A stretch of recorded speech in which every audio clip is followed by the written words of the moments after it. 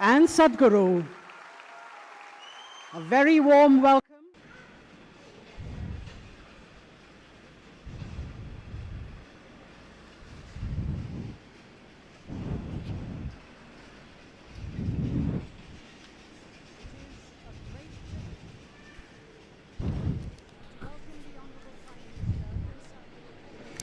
మట్టిని రక్షించమని పిలుపునిస్తూ సద్గురు చేపట్టిన ప్రపంచవ్యాప్త ఒంటరి బైక్ ప్రయాణంలో భాగంగా ఈ రోజున ఢిల్లీలో భారతదేశ గౌరవ ప్రధానమంత్రి శ్రీ నరేంద్ర మోదీ గారిని ఇంకా సద్గురుని ఈ మట్టిని రక్షించు కార్యక్రమానికి ఆహ్వానించటం మన అదృష్టం.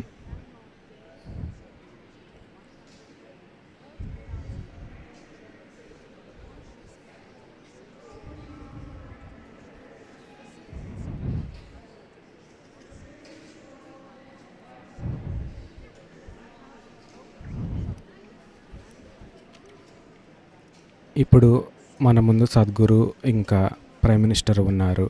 ఇప్పుడు సద్గురుని తన లోతైన జ్ఞానాన్ని అందించవలసిందిగా కోరుతున్నాను.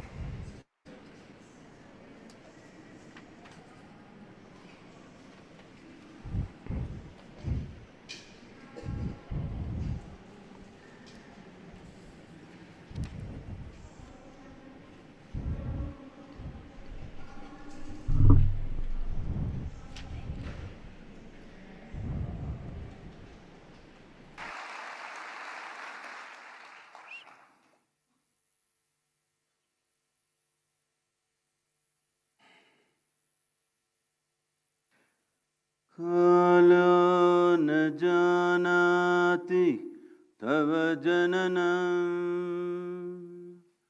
कालो न जानाति तव समापनं दृष्टो मया तव महाकारः योगेश्वर काल काल योगेश्वर काल काल.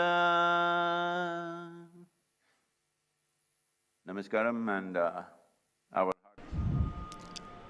అందరికీ నమస్కారం. మన ప్రియతమ ప్రధానమంత్రి గారికి హృదయపూర్వక స్వాగతం.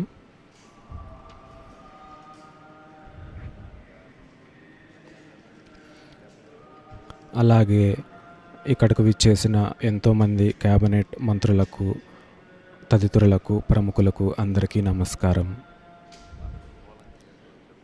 అన్నింటికి మించి నాకు ప్రతి చోట మద్దతు అందించిన ఈ అద్భుతమైన వాలంటీర్లకు నమస్కారం.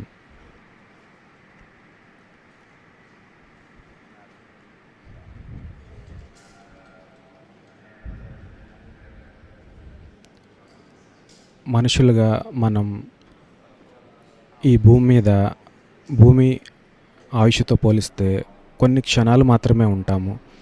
కానీ మనకు ఎంతో సాధికారత ఉంది. మనకున్న సాధికారత ఈ పరిణామ క్రమంలోనే అత్యున్నత స్థాయిది. మనం పరిణామ క్రమంలో వికసించిన వారము.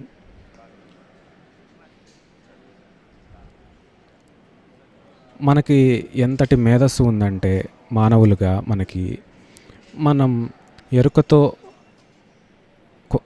మనుగడ సాగించకపోతే మన సొంత మేధస్సు ఇంకా మన సొంత సామర్థ్యాలు మనకు వ్యతిరేకంగా మారతాయి. మట్టి క్షీణించటం అనేది ఇటువంటిదే. మట్టి క్షీణించటము, పర్యావరణం క్షీణించిపోవటం అనే దానికి కారణం ఎక్కడో ఏదో దుష్టశక్తి ఉండి ఇలా చేయాలనుకోవటం కాదు. ఇదంతా కూడా శ్రేయస్సు కోసం మనుషులు పడుతున్న పాటులో నుండే జరిగింది. ఒక వృత్తాంతం ఉంది. ఒక బంగాళదుంప రైతు మామిడి పళ్ళు తినాలనుకున్నాడు. అతను ఒక మామిడి చెట్టు దగ్గరికి వెళ్ళి అలవాటు ప్రకారం కిందకు తవ్వుతూ పోయాడు. అక్కడ మామిడి పళ్ళు దొరకపోయేసరికి ఇంకా తీవ్రంగా తవ్వుతూ పోయాడు. కాసేపటి తర్వాత ఆ చెట్టు అతని మీద కూలింది. ప్రస్తుతం మానవ పరిస్థితి ఇలాగే ఉంది. కాబట్టి మనందరిలో ప్రతి ఒక్కరూ తెలుసో తెలియకుండానో ఈ విధ్వంసంలో మనందరమే భాగమే. పరిష్కారం ఏంటంటే ఈ పరిష్కారంలో కూడా మనందరం భాగం అవ్వాలి. ఇంతకు మించి వేరే మార్గమే లేదు. దీని ఆధారంగానే మట్టిని రక్షించు ఉద్యమం మేము మొదలుపెట్టాము. గత 2.5 ఏళ్లుగా ప్రపంచవ్యాప్తంగా ఉన్న వ్యవసాయ శాఖ మంత్రులతో మాట్లాడుతూ ఉన్నాము. గమనించదగ్గ విషయం ఏంటంటే వాళ్ళల్లో 85% మంది మట్టిని ఇంకా ఒక నిర్జీవ పదార్థంగా చూస్తున్నారు. దానికి కెమికల్ కలపటమో తీసేయటమో చేస్తే సరిపోతుంది అనుకుంటున్నారు. కానీ ఈ సంస్కృతిలో మనం భూమిని ఎప్పుడు భూమాత అన్నాము. మనం నిర్జీవంగా ఉన్న మా తల్లిని కావాలనుకోము. మనకి సజీవమైన మాత అవసరం. తరతరాలు మనల్ని పోషించగలిగే మాత అవసరం. భావితరాలు వచ్చేది మన శరీరాల నుంచి కాదు, మన భూమాత నుంచి. దురదృష్టవశాత్తు మనం మన భూమాతకి ఒక విధమైన ముప్పిదం తీసుకువచ్చాము. కానీ అదృష్టవశాత్తు మనం సరైన సమయంలో ఉన్నాం. ఇప్పుడు కనుక మనం గట్టి చర్యలు తీసుకుంటే దీన్ని సరిచేయటానికి పెద్ద రాకెట్ సైన్స్తో అవసరమేమీ ఉండదు. అలాగే ఎంతో డబ్బు ఖర్చు కూడా అవసరం ఉండదు. సరైన మార్గనిర్దేశం ఇంకా ఒక నిబద్ధత గల చర్యలు తీసుకుంటే మనం ఈ సమస్యను పరిష్కరించవచ్చు. ముఖ్యంగా మన దేశంలో 60% జనాభా ఇప్పటికీ వ్యవసాయంలో ఉన్నారు. అలాగే 12,000 వ్యవసాయ చరిత్ర ఉన్న ఈ దేశంలో 12,000 సంవత్సరాలుగా వ్యవసాయం జరుగుతూ ఉంది. 12 ఏళ్ళుగా మన భూమిని మనం చక్కగా నిర్వహించుకుంటూ వచ్చాం.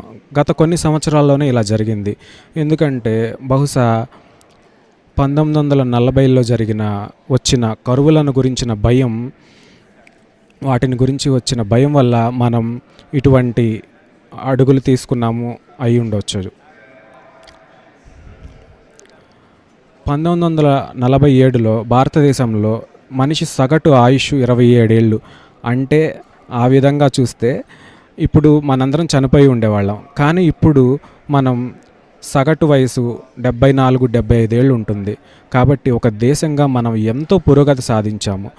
కానీ ఒక ఎమర్జెన్సీ కోసం మనం తీసుకున్న అడుగులు ఏవైతే ఉన్నాయో వాటిని మనం ఎప్పుడో ఒకప్పుడు కొద్దిగా తగ్గించాలి. కానీ దురదృష్టవశాత్తు మనం అదే వేగంతో ముందుకు వెళ్తూ ఉన్నాము. కాబట్టి భూమికి కొంత నష్టం చేశాము. అయితే దీన్ని పరిష్కరించడానికి మనకి అవకాశం ఉంది. మనకు తెలిసిన విధంగానే ఈ విషయం మన గౌరవ ప్రధానమంత్రి కూడా ఆలోచించేదే. అలాగే మీరందరూ ఈ పరిష్కారం కోసం నిలబడి మద్దతు ఇవ్వాల్సిందిగా కోరుతున్నాం. ఎందుకంటే ఇది చేయటానికి 15 నుండి 20 సంవత్సరాలు పడుతుంది. కాబట్టి గవర్నమెంట్ ఒక దీర్ఘకాలిక ప్రణాళిక అవలంబించాల్సి ఉంటుంది. కాబట్టి ఈ ప్రజాస్వామ్య దేశంలో ప్రజల మద్దతు లేకుండా అటువంటి అడుగులు తీసుకోవటం చాలా కష్టం. ఎందుకంటే ఈ దేశంలో ప్రభుత్వాలు 5 ఏళ్ళు మాత్రమే ఉంటాయి. 5 ఏళ్ల ప్రభుత్వం 20 ఏళ్ల కార్యాచరణ అనేది ఎన్నో కారణాల వల్ల కొంచెం ఇబ్బందికరంగా ఉంటుంది. కాబట్టి దీనికోసం ప్రజలు నిలబడాలి అనేది ఎంతో ముఖ్యం. ఇది ఒక విప్లవమో లేదా ఉగ్రతో కాదు. ఇది మన జీవితాలకు ఇంకా భావితరాలకు మన చుట్టూ ఉన్న జీవితానికి మనం చూపిస్తున్న ప్రేమ ఇంకా బాధ్యత మాత్రమే. ప్రస్తుతం మనం భావితరాలకు ముప్పు తీసుకొస్తున్నాం. ప్రపంచంలో బాధ్యత గల ప్రతి శాస్త్రవేత్త ఏమని చెప్తున్నారంటే 60 ఏళ్ల సమయంలో ప్రపంచంలో 90% భూమి క్షీణించిపోతుంది అని చెప్తున్నారు. అది అంత మంచి అంచనా కాదు. అయితే ఖచ్చితంగా దీన్ని మనం సరిచేయవచ్చు. సరైన విధానాలు తీసుకొస్తే మనకి ఇది చేయటం ఎంతో సులభం. ఈ రోజుల్లో ఈ సమయంలో భారతదేశం మనకున్న నాయకత్వంలో ఇది చేయగలదు, సరైన అడుగులు తీసుకోగలదు అని నేను అనుకుంటున్నాను. ఇది మరీ అసలు ఇంకా ఒక హోపే లేని పరిస్థితి కాదు. దీన్ని మనం సరిచేయవచ్చు. ఒక పరిష్కారాన్ని మనం తీసుకోవచ్చు. ఇది కాకుండా ప్రపంచంలో నేను గమనించింది ఏంటంటే గత 2.5-3 ఏళ్ల సమయంలో నేను ప్రయాణించిన ప్రతి చోట వ్యవసాయ మంత్రులు ఇంకా రాజకీయ నాయకులు వీళ్ళందరికీ ఈ సమస్య గురించి తెలుసు. పరిష్కారం ఏంటనేది కూడా కొంతవరకు వాళ్ళకు తెలుసు. కానీ నేను అర్థం చేసుకున్నది ఏంటంటే అందరికీ సమస్య ఏంటో తెలుసు, పరిష్కారం ఏంటో కూడా తెలుసు, కానీ వారు ఎవరో ఒకరు దీన్ని ముందుకు తీసుకువెళ్ళడం కోసం వేచి చూస్తూ ఉన్నారు. కాబట్టి ఆ వ్యక్తిని నేనయ్యాను. ఎందుకంటే సమస్య ప్రపంచంలో అందరికీ తెలుసు. యుఎన్ ఏజెన్సీలన్నీ దీని గురించి చెప్తున్నాయి. దాదాపు అన్ని దేశాలకు ఈ సమస్య గురించి తెలుసు, కానీ ఎందుకో వారు నిశ్శబ్దంగా ఉన్నారు. అదృష్టవశాత్తు గత 75 రోజుల్లో ఇది 75వ సంవత్సరం భారతదేశ స్వతంత్రం వచ్చి ఇప్పుడు నేను ఇక్కడ ఉండటం నాకు ఎంతో అదృష్టం. గత 75 రోజులలో 74 దేశాలు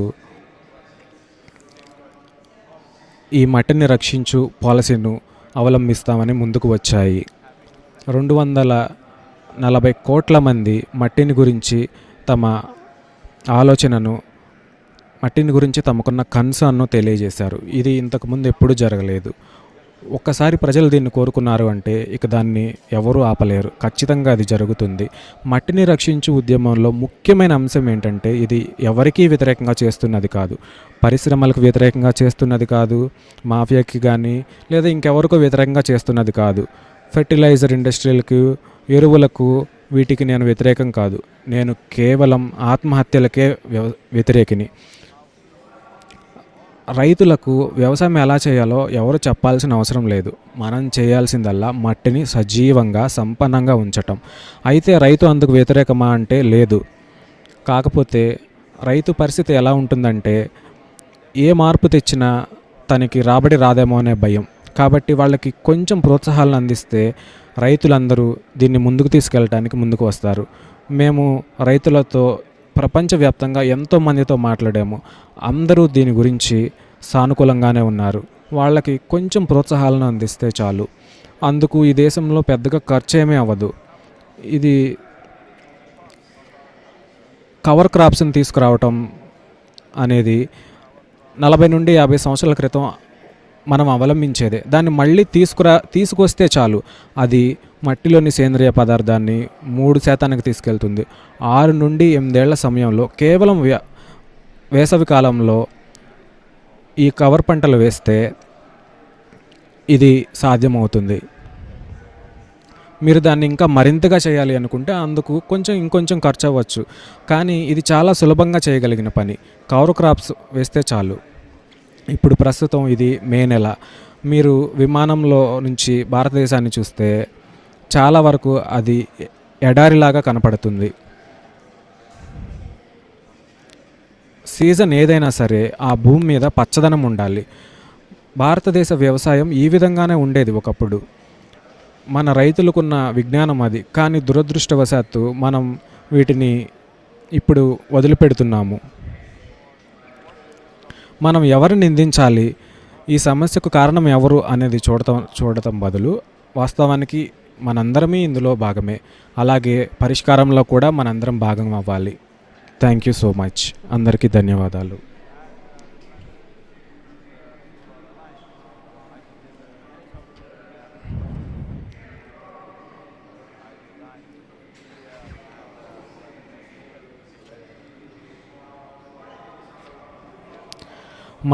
భారతదేశంలో మట్టిని పునరుద్ధరించటంలో అలాగే ప్రపంచంలో కూడా భారతదేశం నాయకత్వం వహించగలదని నేను అనుకుంటున్నాను.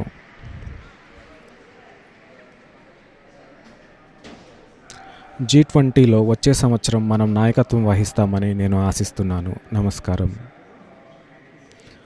ధన్యవాదాలు సద్గురు, మీరు ఇచ్చిన చక్కటి సందేశానికి. మట్టిని రక్షించు ఉద్యమం ఇప్పటికే 250 కోట్ల మందిని తాకింది.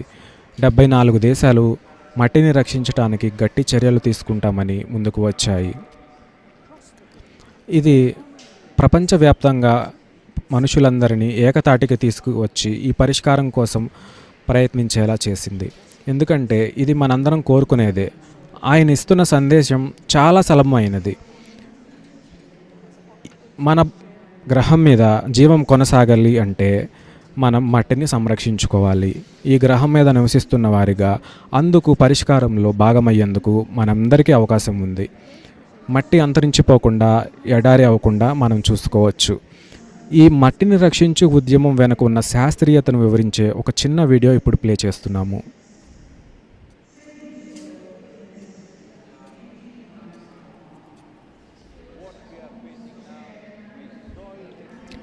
ప్రస్తుతం మన ముందున్న ముప్పు ఏంటంటే మట్టి అంతరించిపోవటం అనేది. చాలా దేశాల్లో 50% కంటే ఎక్కువ పైపొర మట్టి ఇప్పటికే పోయింది. ప్రపంచంలోని ప్రతి బాధ్యతాయుతమైన శాస్త్రవేత్త 2045 కల్లా మనం 40% తక్కువ ఆహారాన్ని పండిస్తామంటున్నారు. 300,000 రైతులు ఆత్మహత్యలు చేసుకున్నారు. ఇంతకన్నా ఏం జరగాలి? UNFAO ఏమని చెప్తున్నారంటే మనం తింటున్న ఆహారం ఇంకా పుట్టని పసిపిల్లలకు సంబంధించింది అని చెప్తున్నారు. ఇంకా పుట్టని జీవం వారికి సంబంధించిన ఆహారాన్ని తినేయటం అనేది జీవించటానికి అతి ఘోరమైన విధానం. అన్ని సైంటిఫిక్ కమ్యూనిటీలు కనీసం 3% సేంద్రియ పదార్థం అవసరం, అప్పుడే మట్టిలోని సూక్ష్మజీవాలు జీవంతో ఉంటాయి అని చెప్తున్నారు. మనం రైతులు 3% సేంద్రియ పదార్థాన్ని తీసుకొస్తే వాళ్ళకి ప్రోత్సాహాలు అందిస్తాము అని ముందుకు రావాలి.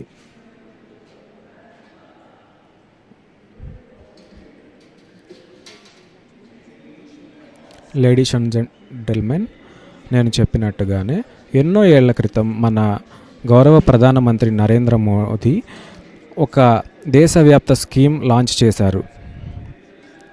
సమతుల్యమైన ఎరువులు ఇంకా సరైన పోషకాలను వాడటం ద్వారా మన మట్టిని సజీవంగా ఉంచేందుకు ఆయన ఒక స్కీమ్ని లాంచ్ చేశారు.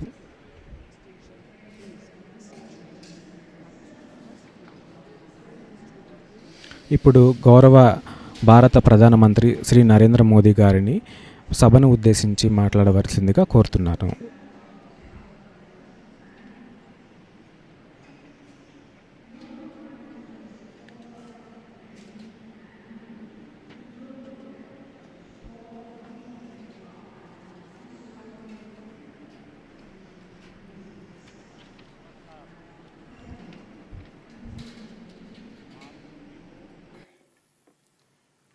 पूरे विश्व को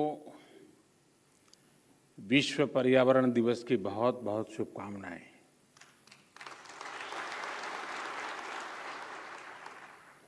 सद्गुरु और ईशा फाउंडेशन भी आज बधाई के पात्र है।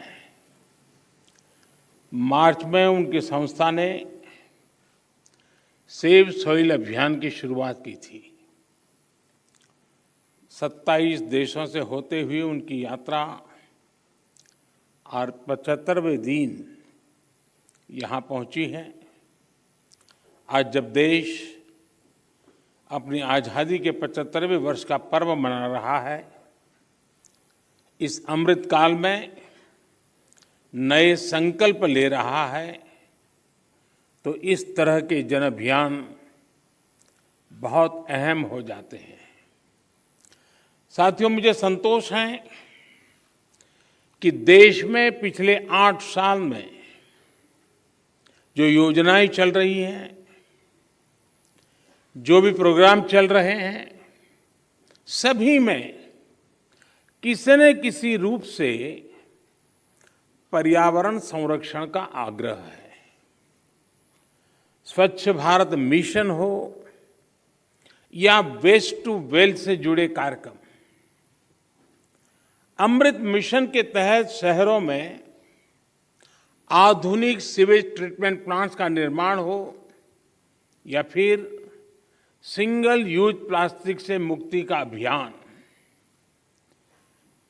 या नमामि गंगे के तहत गंगा स्वच्छता का अभियान, one sun one grid solar energy पर फोकस हो या इथेनॉल के उत्पादन और ब्लेंडिंग दोनों में वृद्धि, पर्यावरण रक्षा के भारत के प्रयास बहुआयामी रहे हैं। और भारत ये प्रयास तब तक कर रहा है जब दुनिया ने, आज जो क्लाइमेट के लिए दुनिया परेशान है, उस बर्बादी में हम लोगों की भूमिका नहीं है, हिंदुस्तान की भूमिका नहीं है। विश्व के बड़े और आधुनिक देश न केवल धरती के ज्यादा से ज्यादा संसाधन का दोहन कर रहे हैं, बल्कि सबसे ज्यादा कार्बन एमिशन भी उन्हीं के खाते में जाता है। कार्बन एमिशन का ग्लोबल औसत प्रति व्यक्ति 4 टन का है, जबकि भारत में प्रति व्यक्ति कार्बन फुटप्रिंट प्रतिवर्ष आधे टन के आसपास ही है। कहां 4 टन और कहां आधे टन। बावजूद इसके भारत पर्यावरण की दिशा में एक होलिस्टिक अप्रोच के साथ न केवल देश के भीतर बल्कि वैश्विक समुदाय के साथ भी जुड़ करके काम कर रहा है।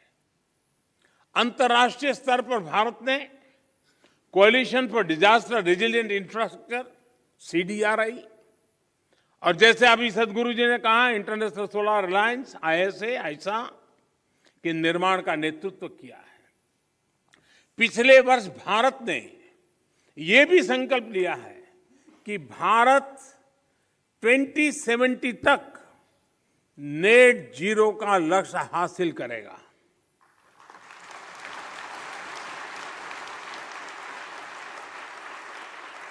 साथियों, मिट्टी या ये भूमि हमारे लिए पंच तत्वों में से एक है। हम माटी को गर्व के साथ अपने माथे से लगाते हैं, इसी में गिरते हुए खेलते हुए हम बड़े होते हैं। माटी के सम्मान में कोई कमी नहीं है।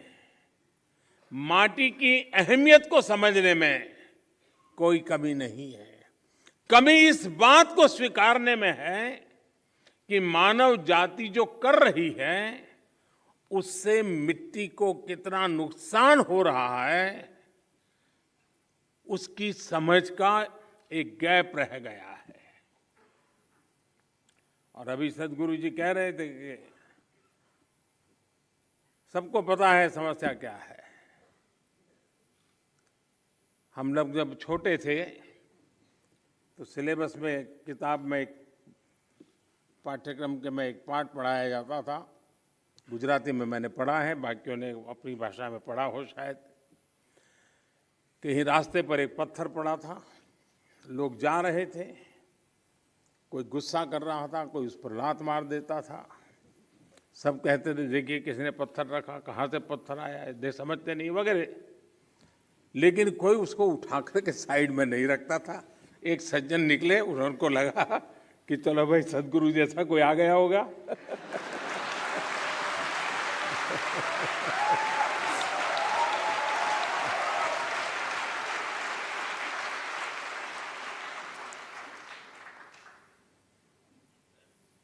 हमारे यहाँ युधिष्ठिर और दुर्योधन के भेद की जब चर्चा होती है तो दुर्योधन के विषय में जब कहा जाता है तो यही कहता है कि जाना भी धर्म नच में प्रवृत्ति। मैं धर्म को जानता हूं लेकिन मेरी प्रवृत्ति नहीं, मैं नहीं कर सकता हूं। सत्य क्या है मुझे मालूम है, लेकिन मैं उस रास्ते पर नहीं चल सकता हूं। तो समाज में जब ऐसी प्रवृत्ति बढ़ जाती है तो ऐसा संकट आता है तो एक सामूहिक अभियान से समस्याओं के समाधान के लिए रास्ते खोजने होते हैं। मुझे खुशी है कि बीते 8 वर्षों में देश ने मिट्टी को जीवंत बनाए रखने के लिए निरंतर काम किया है। मिट्टी को बचाने के लिए हमने 5 प्रमुख बातों पर फोकस किया है। पहला, मिट्टी को केमिकल फ्री कैसे बनाएं। दूसरा, मिट्टी में जो जीव रहते हैं जिन्हें तकनीकी भाषा में आप लोग सॉइल ऑर्गेनिक मैटर कहते हैं, उन्हें कैसे बचाएं। और तीसरा, मिट्टी की नमी को कैसे बनाए रखें, उस तक जल की उपलब्धता कैसे बढ़ाएं। चौथा, भूजल कम होने की वजह से मिट्टी को जो नुकसान हो रहा है उसे कैसे दूर करें। और पांचवा, वनों का दायरा कम होने से मिट्टी का जो लगातार क्षरण हो रहा है उसे कैसे रोकें। साथियों, इन सब बातों को ध्यान में रखते हुए ही देश में बीते वर्षों में जो सबसे बड़ा बदलाव हुआ है वो है देश की कृषि नीति में। पहले हमारे देश के किसान के पास इस जानकारी का अभाव था कि उसकी मिट्टी किस प्रकार की है, उसकी मिट्टी में कौन सी कमी है, कितनी कमी है। इस समस्या को दूर करने के लिए देश में किसानों को सॉइल हेल्थ कार्ड देने का बहुत बड़ा अभियान चलाया गया।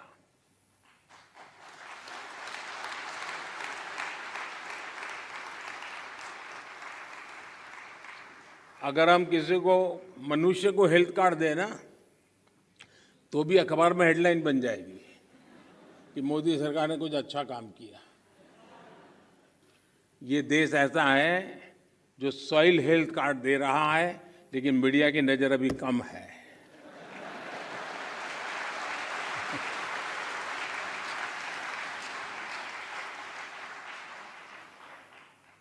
पूरे देश में 22 करोड़ से ज्यादा सॉइल हेल्थ कार्ड किसानों को दिए गए। और सिर्फ कार्ड ही नहीं दिए, बल्कि देश भर में सॉइल टेस्टिंग से जुड़ा एक बहुत बड़ा नेटवर्क भी तैयार हुआ है। आज देश के करोड़ों किसान सॉइल हेल्थ कार्ड से मिली जानकारी के आधार पर फर्टिलाइजर्स और माइक्रो न्यूट्रिएंट्स का उपयोग कर रहे हैं। इससे किसानों को लागत में 8 से 10% की बचत हुई है और उपज में 5 से 6% की बढ़ोतरी देखी गई है। यानी जब मिट्टी स्वस्थ हो रही है, तो उत्पाद भी बढ़ रहा है। मिट्टी को लाभ पहुंचाने में यूरिया की 100% नीम कोटिंग ने भी बहुत फायदा पहुंचाया है। माइक्रो इरिगेशन को बढ़ावा देने की वजह से, अटल भू योजना की वजह से देश के अनेक राज्यों में मिट्टी की सेहत भी संभल रही है। कभी कभी कुछ चीजें, अब मान लीजिए कोई 1.5-2 साल का बच्चा बीमार है, तबीयत ठीक नहीं हो रही है, वेट नहीं बढ़ रहा है, ऊंचाई में भी कोई फर्क नहीं आता है, और मां को कोई कहे कि जरा इसकी चिंता करो, और उसको कहीं सुना हो कि भाई स्वास्थ्य के लिए दूध वगैरह चीजें अच्छी होती हैं, और मान लो वो हर दिन 10-10 लीटर दूध में उसको स्नान करवा दे, तो उसका स्वास्थ्य ठीक होगा क्या? लेकिन अगर कोई समझदार मां एक चम्मच थोड़ा सा दूध उसको पिलाती जाए, दिन में 2 बार, 5 बार, 7 बार, एक चम्मच, तो धीरे धीरे फर्क नजर आएगा। ये फसल का भी ऐसा ही है, पूरा पानी भर करके फसल को डुबो देने से फसल अच्छी होती है ऐसा नहीं है। बूंद बूंद पानी पिलाया जाए तो फसल ज्यादा अच्छी होती है। पर ड्रॉप मोर क्रॉप।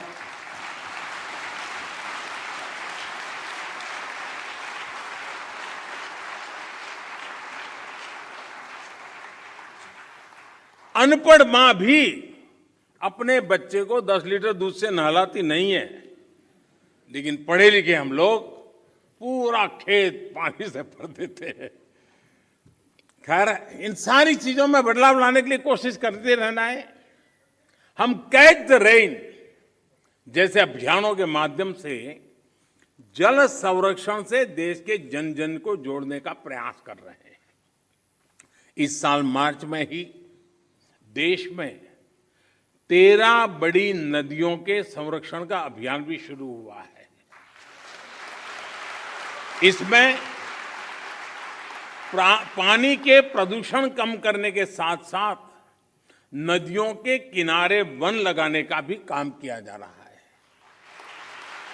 और अनुमान है कि इससे भारत के फॉरेस्ट कवर में 7,400 स्क्वायर किलोमीटर से ज्यादा की बढ़ोतरी होगी।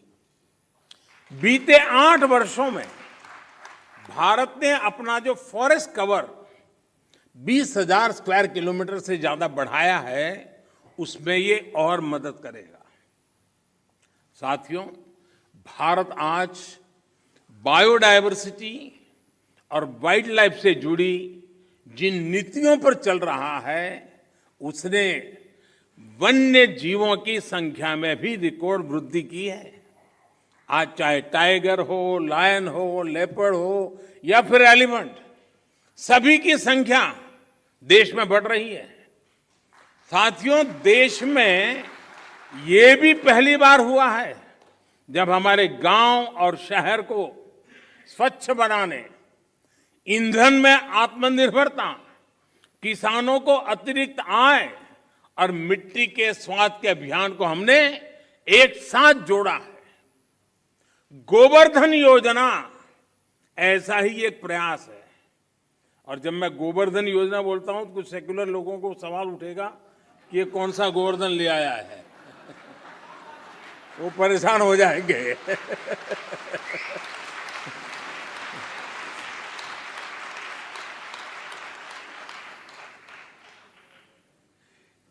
इस गोवर्धन योजना के तहत बायोगैस प्लांट्स गोबर और खेती से निकलने वाले अन्य कचरे को ऊर्जा में बदला जा रहा है। कभी आपको काशी विश्वनाथ के दर्शन के लिए जाएं तो वहां एक गोवर्धन का भी प्लांट कुछ किलोमीटर दूरी पर लगा है, जरूर देख के आइए। इससे जो जैविक खाद बनती है वो खेतों में काम आ रही है। मिट्टी पर अतिरिक्त दबाव बनाए बिना हम पर्याप्त उत्पादन कर सके, इसके लिए बीते 7-8 सालों में 1600 से ज्यादा नई वैरायटी के बीज भी किसानों को उपलब्ध कराए गए हैं। साथियों, नेचुरल फार्मिंग में भी हमारी आज की चुनौतियों के लिए एक बहुत बड़ा समाधान है। इस साल के बजट में हमने तय किया है कि गंगा के किनारे बसे गांवों में नेचुरल फार्मिंग को प्रोत्साहित करेंगे। नेचुरल फार्मिंग का एक विशाल कॉरिडोर बनाएंगे। हमारे देश में इंडस्ट्रियल कॉरिडोर हमने सुना है, डिफेंस कॉरिडोर हमने सुना है। हमने एक नया प्रारंभ किया है गंगा के तट पर एग्रीकल्चर कॉरिडोर का, नेचुरल फार्मिंग का। इससे हमारे खेत तो केमिकल फ्री होंगे ही, नमामि गंगे अभियान को भी नया बल मिलेगा। भारत वर्ष 2030 तक 26 मिलियन हेक्टेयर बंजर जमीन को रिस्टोर करने के लक्ष्य पर भी काम कर रहा है। साथियों, पर्यावरण की रक्षा के लिए आज भारत नए इनोवेशंस, प्रो एनवायरमेंट टेक्नोलॉजी पर लगातार जोर दे रहा है। आप सभी ये जानते हैं कि प्रदूषण कम करने के लिए हम BS5 नॉर्म पर नहीं आए, बल्कि BS4 से सीधे BS6 पर हम जंप लगा दिया। हमने जो देश भर में LED बल्ब देने के लिए उजाला योजना चलाई, उसकी वजह से सालाना लगभग 40 मिलियन टन कार्बन एमिशन कम हो रहा है। सिर्फ लट्टू के बदलने से घर में अगर सब लोग जुड़ जाएं, सबका प्रयास कितना बड़ा परिणाम लाता है। भारत फॉसिल फ्यूल पर अपनी निर्भरता को कम से कम करने का प्रयास कर रहा है। हमारी ऊर्जा जरूरतें रिन्यूएबल सोर्सेज से पूरी हो, इसके लिए हम तेजी से बड़े लक्ष्यों पर काम कर रहे हैं। हमने अपनी इंस्टॉल पावर जनरेशन कैपेसिटी का 40% non fossil fuel based sources से हासिल करने का लक्ष्य तय किया था। ये लक्ष्य भारत ने तय समय से 9 साल पहले ही हासिल कर लिया है।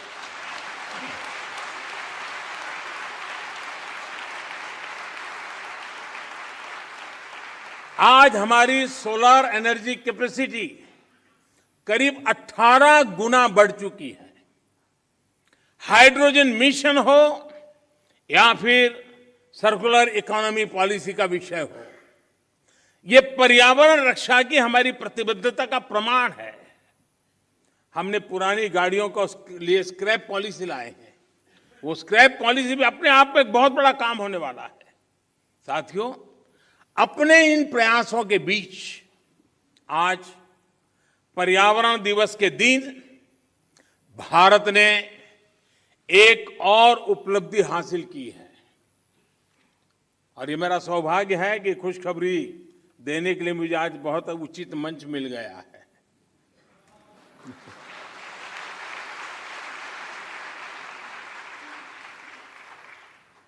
भारत की परंपरा रही है कि जो यात्रा करके आता है उसको छूते हैं तो आधा पुण्य आपको मिल जाता है।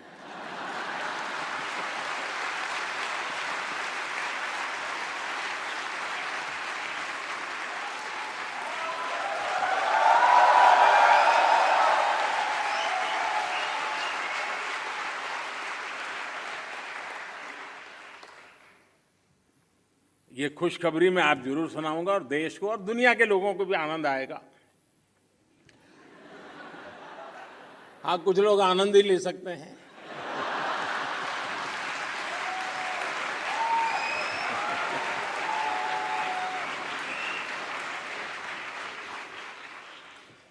आज भारत ने पेट्रोल में 10% इथेनॉल ब्लेंडिंग के लक्ष्य को प्राप्त कर लिया है।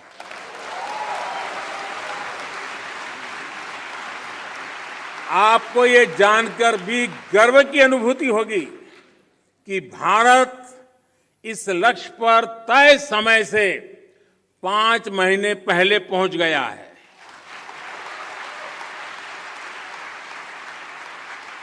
ये उपलब्धि कितनी बड़ी है, इसका अंदाजा आप इसी से लगा सकते हैं कि साल 2014 में भारत में सिर्फ 1.5% इथेनॉल की पेट्रोल में ब्लेंडिंग होती थी।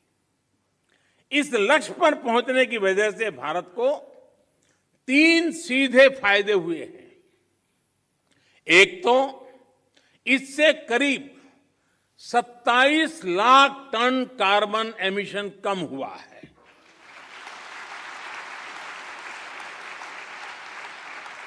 दूसरा, भारत को 41,000 करोड़ रुपए से ज्यादा की विदेशी मुद्रा की बचत हुई है।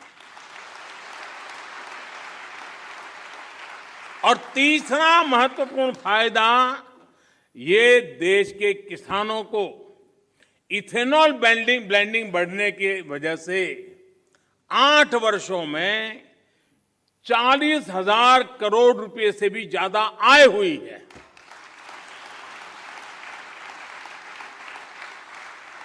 मैं देश के लोगों को, देश के किसानों को, देश की ऑयल कंपनियों को इस उपलब्धि के लिए बधाई देता हूं।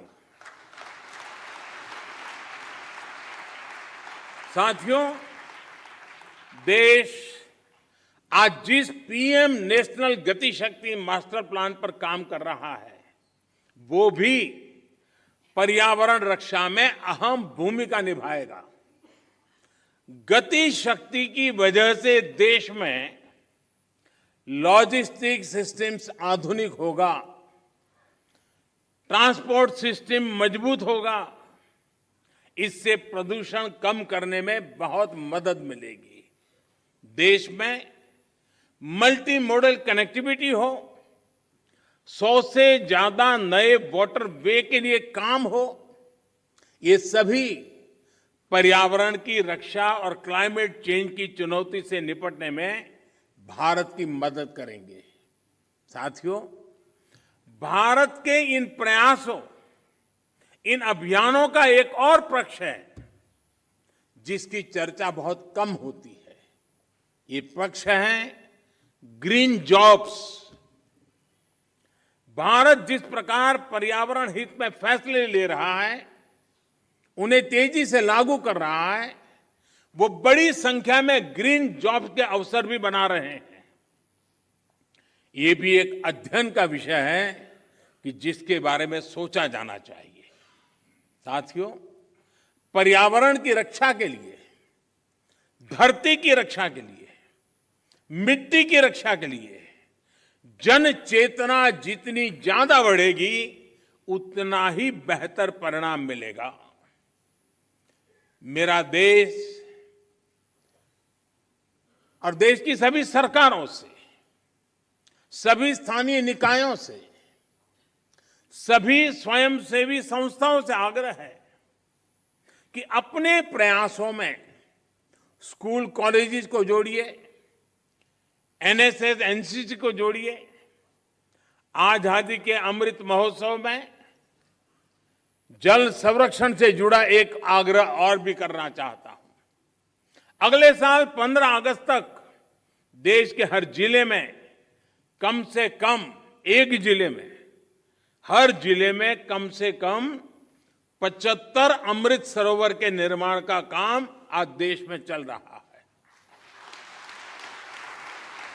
50,000 से ज्यादा अमृत सरोवर आने वाली पीढ़ियों के लिए वाटर सिक्योरिटी सुनिश्चित करने में मदद करेंगे।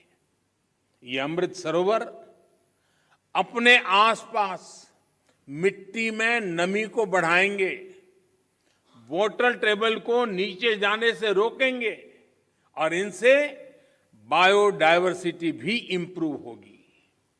इस विराट संकल्प में आप सभी की भागीदारी कैसे बढ़ेगी, इस पर जरूर विचार हम सब एक नागरिक के नाते करें।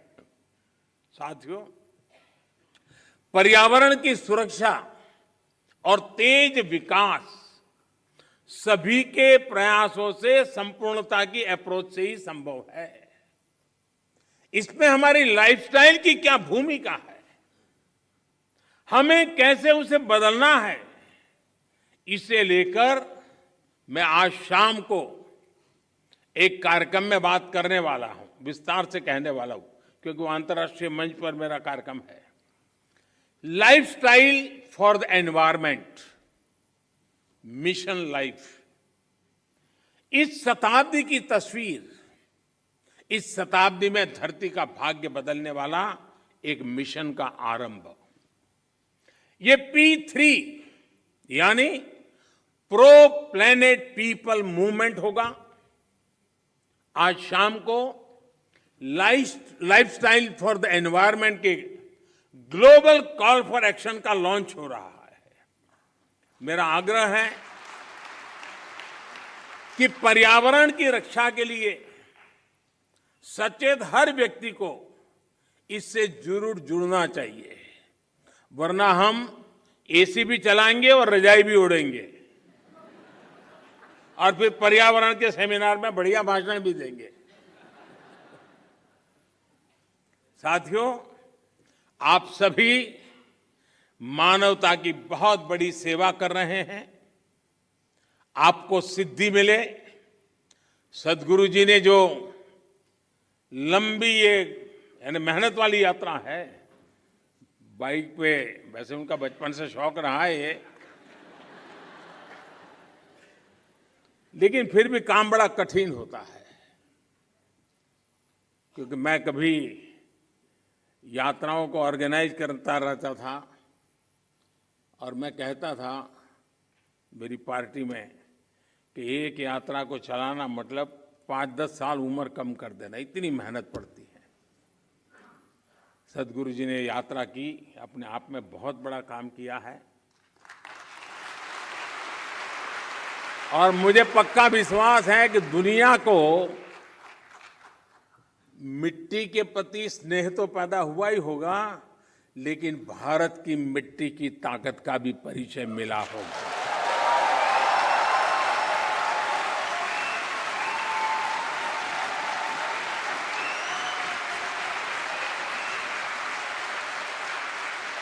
आप सबको बहुत बहुत शुभकामनाएं। धन्यवाद।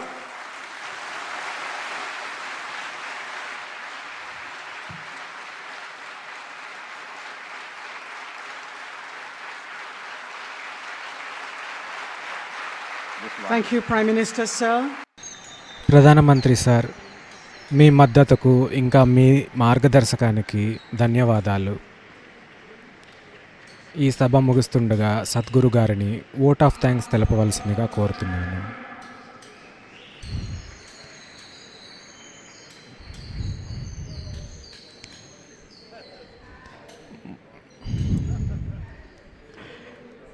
నేను చాలా సీరియస్గా చెప్పాలి అనుకున్నాను, అయితే ఆయన దీన్ని ఎంతో ఆనందదాయకంగా నడిపించారు ఈ సభను.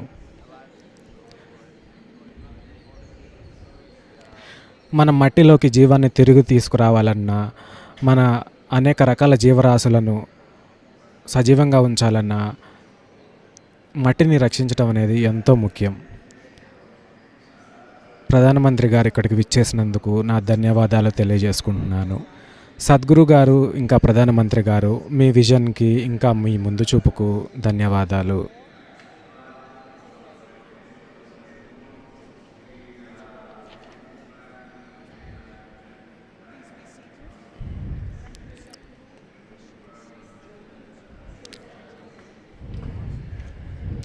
ధన్యవాదాలు సద్గురు. భారతదేశంలో సాగే మీ 100 రోజుల ప్రయాణ చివరి పాదంలో కోయంబత్తూరులోని కావేరీ బేసిన్ వరకు మీ ప్రయాణం సురక్షితంగా సాగాలని కోరుకుంటున్నాము.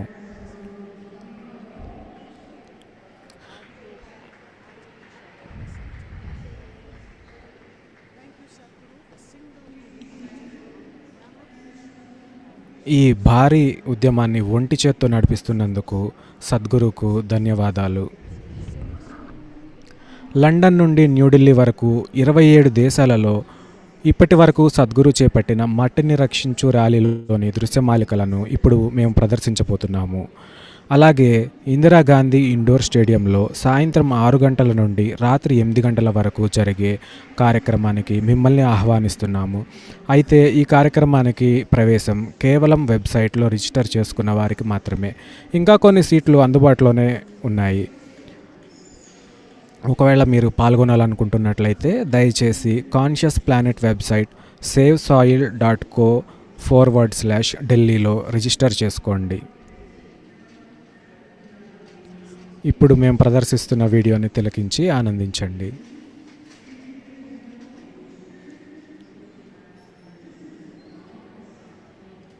Great pleasure for me. These beautiful Caribbean nations are going for this first. This memorandum of understanding that we signed, it will also bring some technical assistance to the Caribbean region.